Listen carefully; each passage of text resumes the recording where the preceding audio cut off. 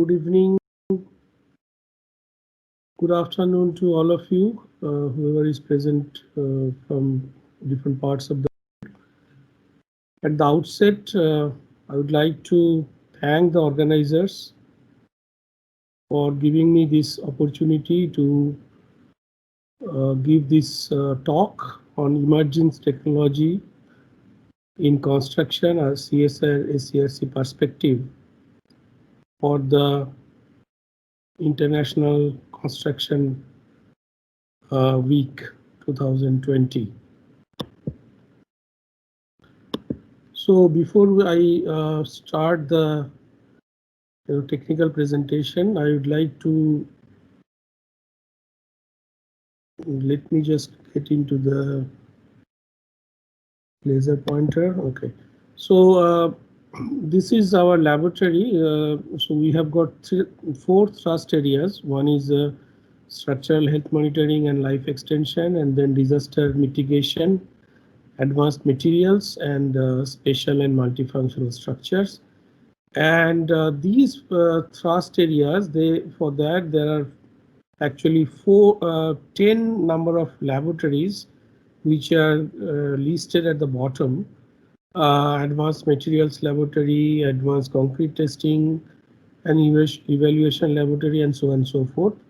And we cater to technology development, consultancy, sponsored research, as well as futuristic R&D, which is related to different of India initiatives, and which also supports the industry and society.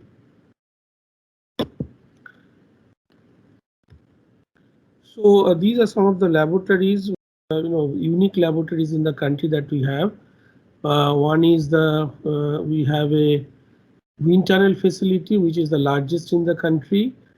It's a boundary layer wind tunnel facility where we can evaluate all the wind loading, which structure, including the aeroelastic effect. This can be subjected to.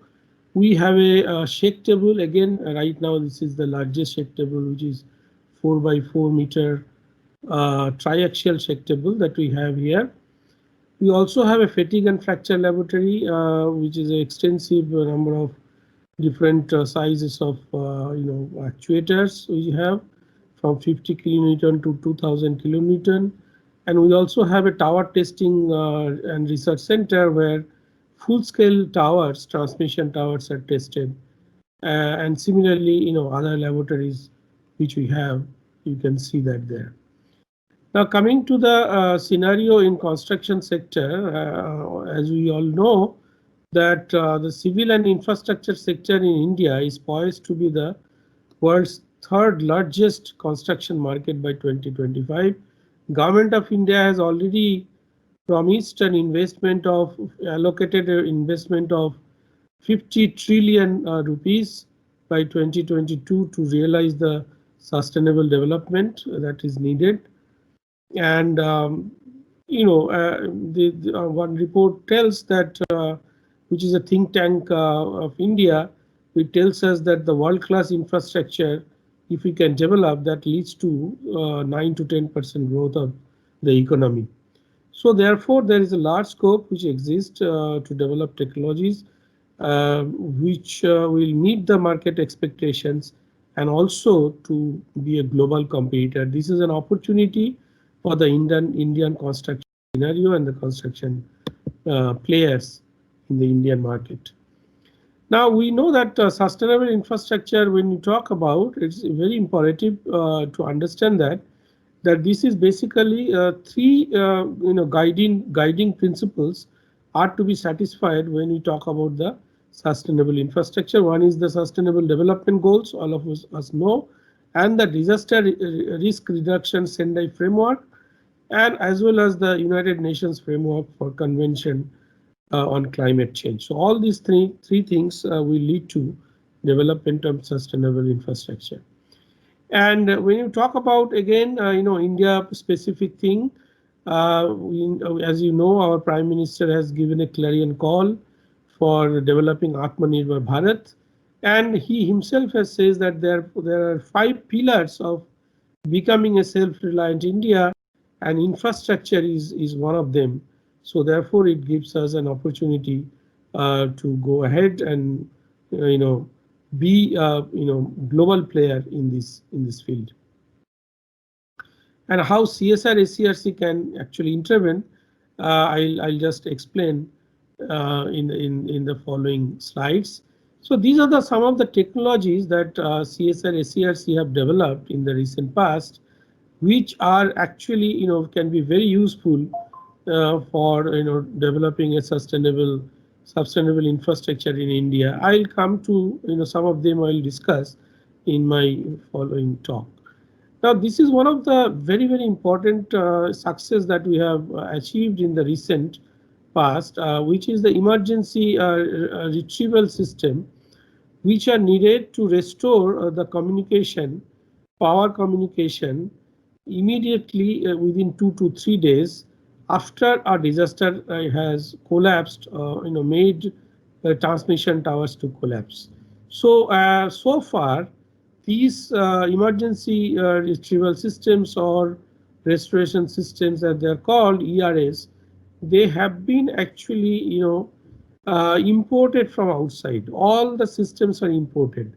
So this is the first time SCRC has come up with a design based on a lightweight modular system, which actually satisfies all the IEEE standards and can do the job of the emergency restoration.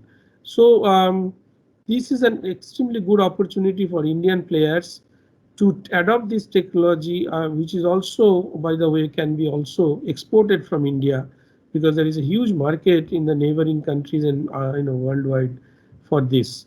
We have just transferred this technology to a Gujarat Ahmedabad firm, but it is open to be given to other also.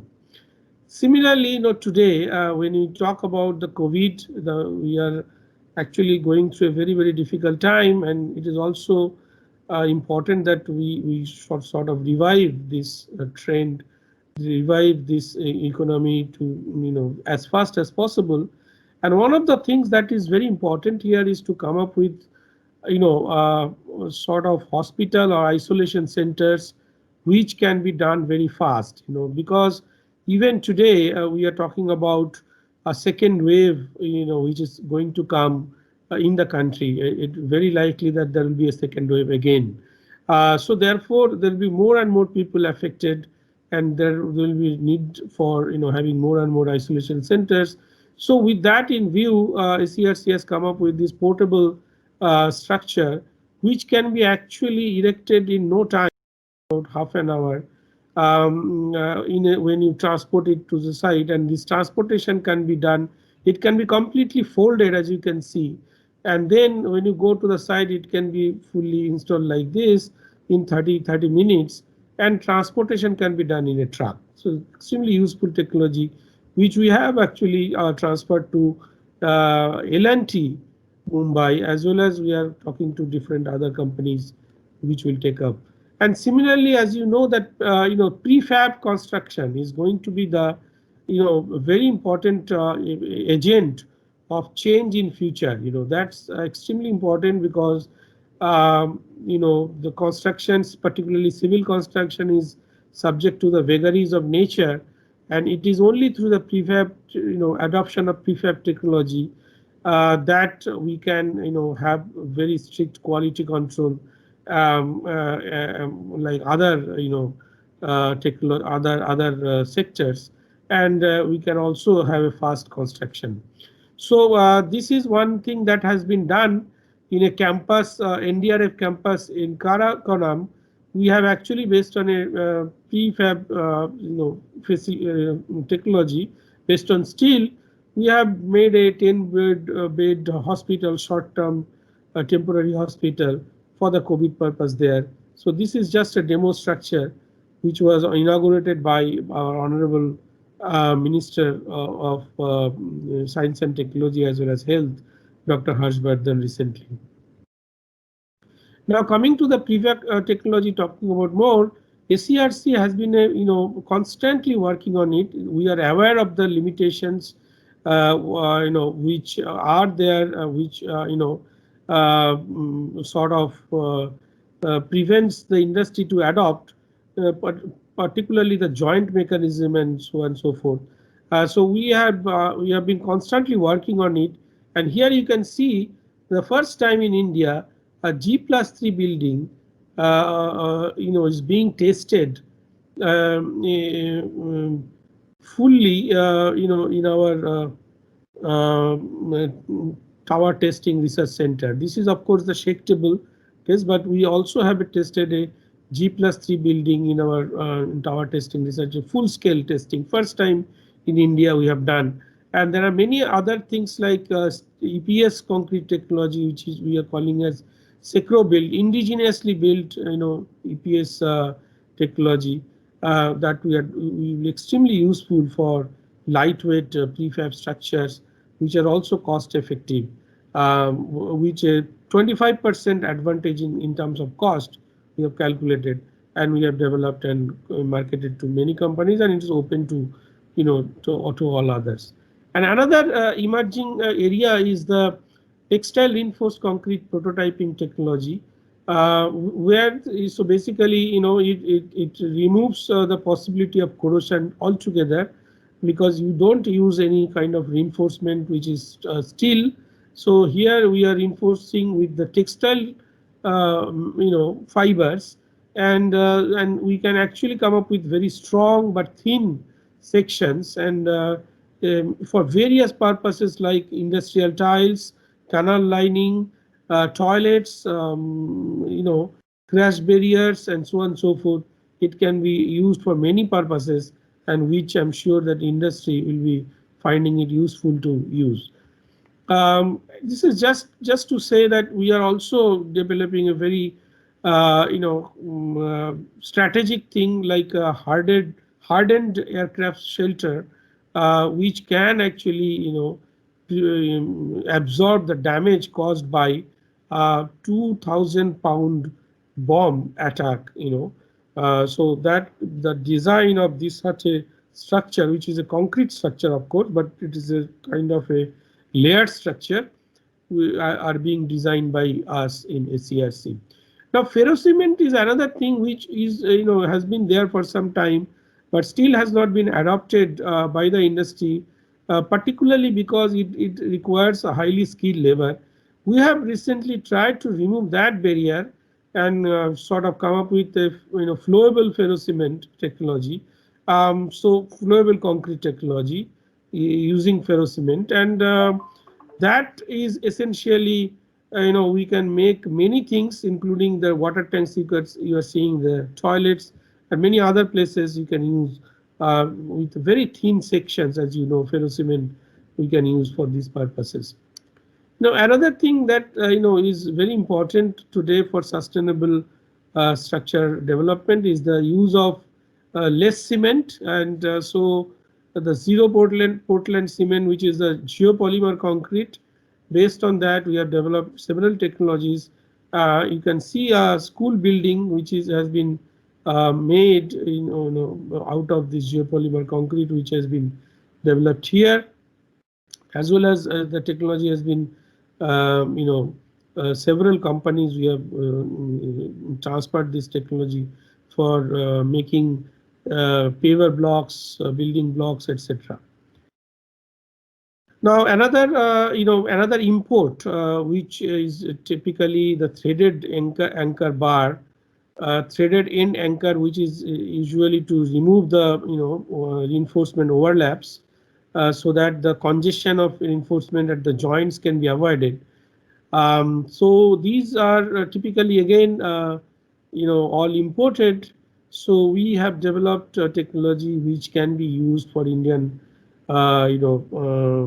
scenario, and this we are in talk to transfer this technology to various companies, including L&T. Now this is another very interesting idea of energy dissipating replaceable fuse link.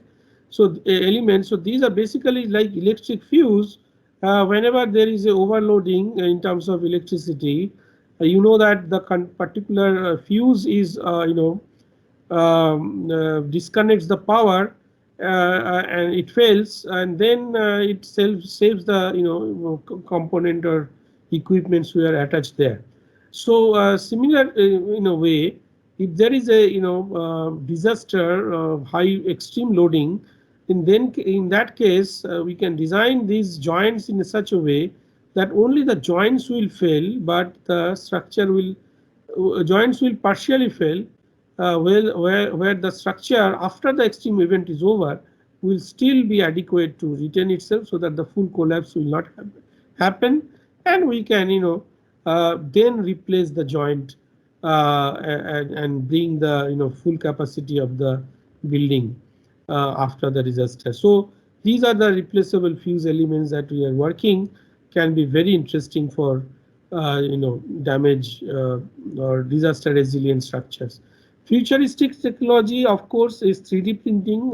Today everybody is talking about, but we are not talking about. We are actually taking we have taken up an ambitious project based on the 3D printing, and we want to develop a learning space, that is a school building with 3D printing. So this will be the largest such experiment in India so far.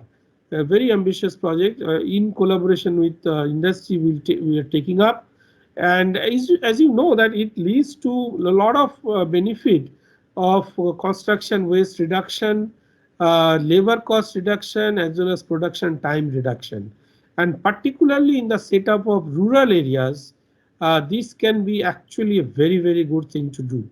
It's almost a micro factory approach. So instead of doing a complete huge setup of a prefab factory, which requires a huge setup, in much smaller scale you can do a factory, and then you can develop buildings using the 3D printing. Now these are the sites that as engineers we don't want to see, because these are actually it tells that how vulnerable we engineers are, in terms of how that we feel helpless when such collapses take place. It is actually telling on our ability. So there must be something wrong that we are doing, that these things are happening. So therefore there has been a talk all over the world that how do you prevent all those things, and eventually what has turned out come out as is called as the structural health monitoring of critical infrastructure. Now this is the diagram which shows that how you can sense structure, and do the transport all the sensing data to your some head office through the IoT enabled cloud enabled system, and then do the analysis. And so you can network through the network you can actually connect n number of such critical structures and do analysis and try to see that which structure is going to be critical in near future and take appropriate action. So this is kind of a system that will be the that will actually prevent such catastrophic failure which happens. Of course this is a very challenging thing, as this diagram shows that we are actually in many places. This is the Pamban Bridge, you can see. So we have done the structural health monitoring of bridges, but I tell you that this is not only installation of some sensors and just getting the data. The main question is that how do you interpret the data? What do you do with the enormous amount of data that that you store by measuring the response at some for long period of time. Now so this is where the data science, the artificial intelligence, the machine learning, all those things come into picture, and we have shown in SERC through a very good team we have, and we have shown that how it is possible to make the data, and then to predict that is something, some damage has happened in some place. So even we can even if you can predict that there is some damage, and by and large we can, if we say the locality where it is, we can always send people and then for the finer details to get it inspected, and it will definitely go a long way in preventing catastrophic failure. So this is another just glimpse of an effort that are underway in SERC in terms of the structural health monitoring. So these are structures which could be pipeline structure, these are called thin wall structure. So what we can do here is through using sending guided waves, and which can be, by the way, can be generated very simply just by actuating some piezoelectric actuators, which are very small patches of actuators. So with that it can be uh, you know done, and then we can now interpret this data by different algorithms, and we have now come up with an algorithm which actually much better than the algorithm which is there in existing, and we have really shown that how our algorithm does very well in predicting the location of damage in these kind of structures using guided waves. This is again a new thing that we would like to do. We are already have a plan. As I was telling, that a G+3 building, you can see, is being tested in TTRS, our Tower Testing and Research Center, for the first time in India, and this is important because the of prefab technology which are coming into the market. Now, how does it do in terms of the integrity of the structure? That is important to be tested. So that is why we are talking about this, full scale testing, and we'd like to have a dedicated full scale testing facility, which will be a national facility for such testing. And I welcome industry to make use of such facility, and to spread the use of prefab technology in the country with confidence. And this is another thing that again I said that the futuristic thing that we must embark on, that is the high speed railway infrastructure. I think if industries are ready to take plunge into this, Indian industries will be very happy to partner and give the become a knowledge partner of industries, so that some of the things that are required to be done in the highway speed, high speed railway infrastructure, we can take up jointly, and many things can be done, and it's extremely important for the country to do that. So finally, I would just like to say that I would like to urge the Indian construction industries, the MSMEs and big industries, that please come forward and take the SERC technologies which are available. Not only in SERC, there are several other CSR laboratories which have technologies related to construction, and as well as we can also partner to develop globally competitive futuristic technology based on the requirement of the industry, Indian industry. So these are the futuristic and emerging things that I felt that the Indian industry should be adopting in the near future, to become really globally competitive and to take charge of our destiny for our nation. Thank you very much. My details are there in email at the bottom, and if you want to write to me, if you have any questions, you are welcome to do so. Thank you.